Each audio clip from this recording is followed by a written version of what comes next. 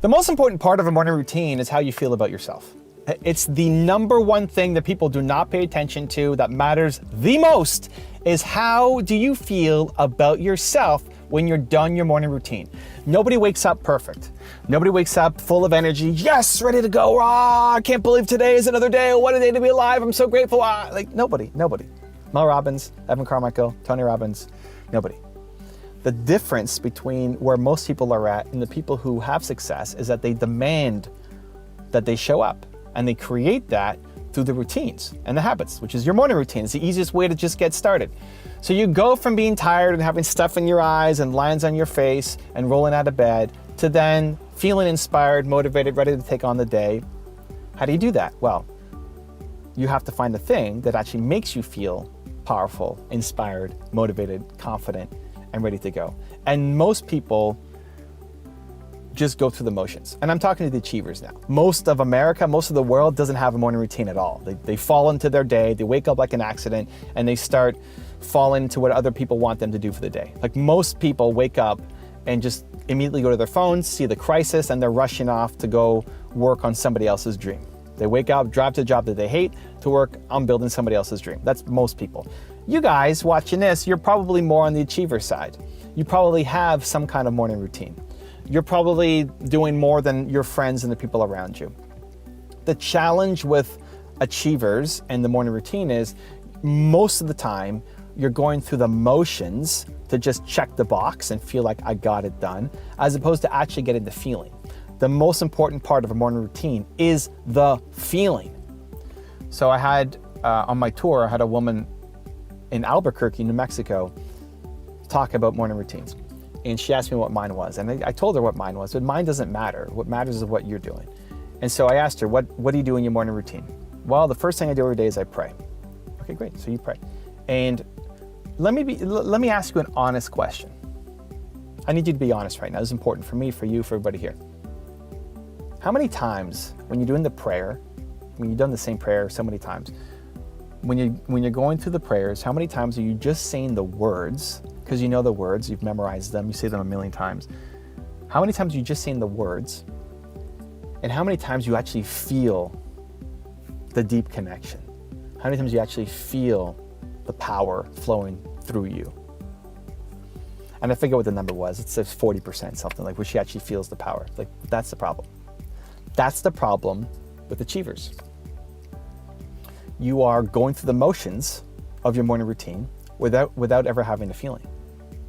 So that you finish your morning routine, whether it's 10 minutes, an hour, 4 hours, however long your morning routine needs to be, if you don't feel confident, alive, bold, powerful at the end of your morning routine, then your morning routine isn't working.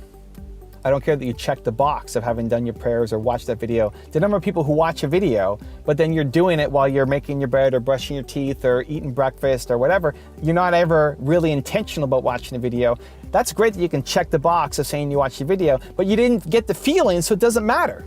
If you don't feel more bold, powerful, confident, ready to take on the day at the end of your morning routine, then your morning routine is broken and needs to be fixed. And it's either adding something new in that actually makes you feel that way, or just doing the thing that you already know works, but with more intention. So that's what the woman needs to do, is go back and fix her morning routine, just with more intention. We often compare ourselves to other people and their morning routines, the morning routine envy, and say, well, they're doing it, so I should be doing it like that. I should be working out like The Rock 4 hours a day. Well, that's probably not what you want to be doing. The key is figuring out what makes you happy. What is the life that you want to live? Understand that your routines really are set up for you to have the habits to follow through on success that you're looking for, right? Success is habits. Success is what you do on a daily basis, and your morning routine sets you up for that. So how do we actually then create a morning routine that works? Right? Let me get practical and move from just inspiring to some tips that you can actually go off and accomplish. Step number one, the most important thing. What makes you feel the belief in yourself?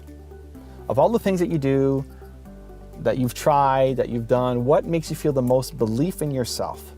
Maybe it's watching a video like this. It's why I designed these videos, to try to be a part of your morning routine. I'm honored for anybody who is using these videos as that, so thank you.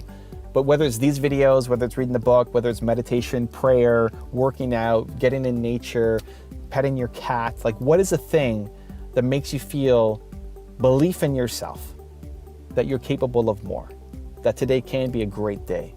Because don't have the expectations of you waking up feeling great. You won't. You're not gonna wake up and like, yes! But what is the thing that you do the most that has led to you feeling that level of belief? And you can string together a couple. Like when I do this and this and this and this, great. This becomes a seed of your morning routine. So make that list. Step number 2, is there a sequence to them?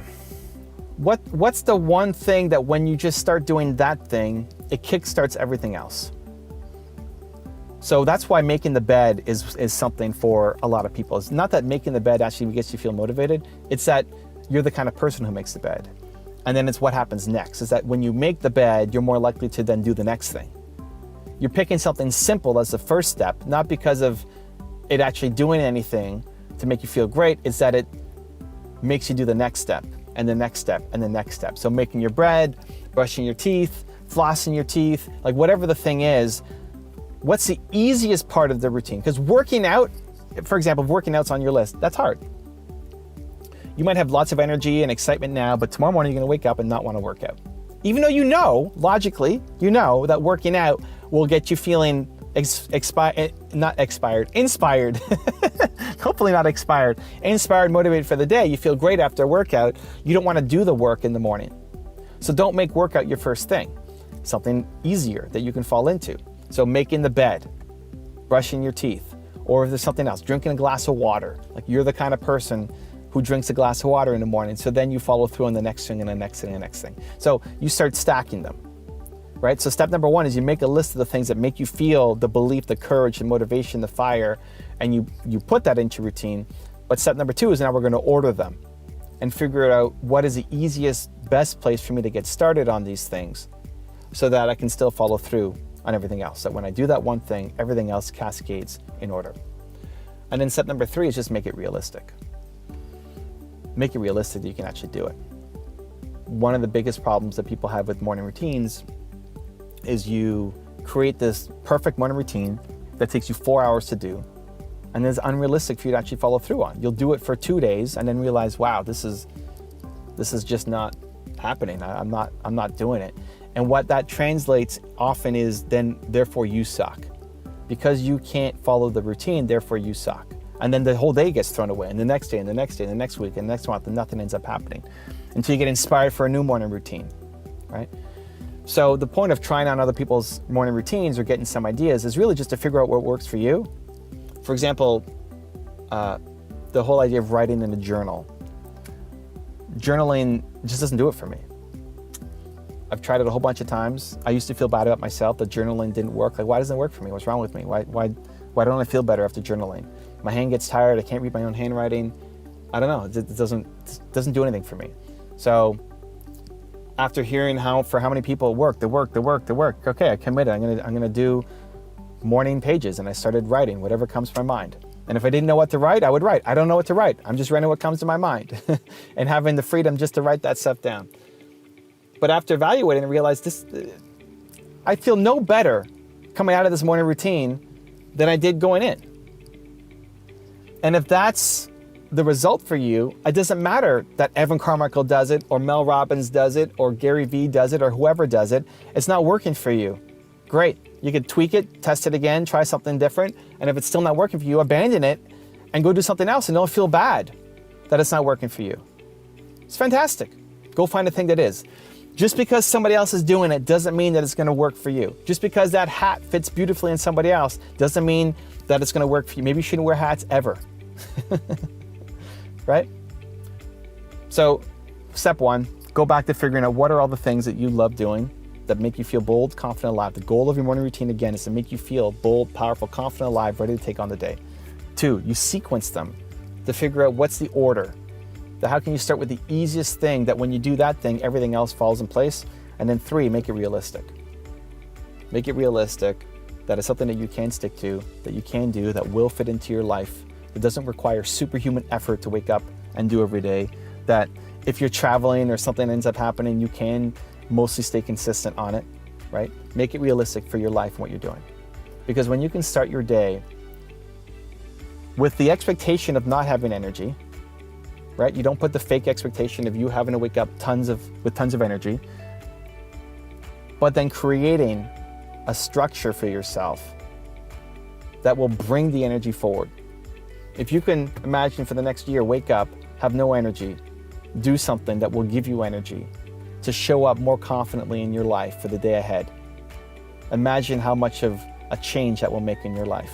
If you spent a year doing that, waking up, little energy, waking up like you normally do, and then after your routine, after doing a couple things, whatever they are for you, being bold, powerful, confident, alive, how does your whole life change? How does your business change? How does your career change? How do your relationships change? All of it, because you chose to show up with intention by following those 3 simple steps. If you want another Evan Rant video that just might give you the confidence you need, check it out right there next to me. I think you'll enjoy it. Continue to believe, and I'll see you there. The secret to your success is to go all in and commit to your Michael Jordan level genius. See, I believe that everybody has Michael Jordan level genius. You are the best in the world at something.